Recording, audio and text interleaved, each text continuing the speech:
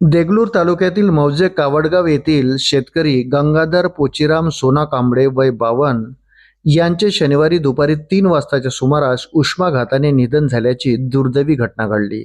या घटनेमुळे तालुक्यात हळहळ व्यक्त होत असून वाढत्या उन्हामुळे शेतकऱ्यांच्या जीवितात धोका निर्माण होत असल्याचे पुन्हा एकदा समोर आले आहे।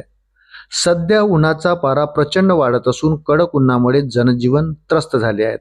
अशा परिस्थितीतही शेतकरी आपल्या उपजीविकेसाठी शेतात काम करत आहे। कावडगाव येथील गंगाधर सोना कांबळे हे नेहमीप्रमाणे शेतात कामासाठी गेले असताना तीव्र उष्णतेचा फटका बसल्याने त्यांना उष्माघात झाला। त्यानंतर त्यांची प्रकृती अचानक खालवली आणि त्यांचा मृत्यू झाला।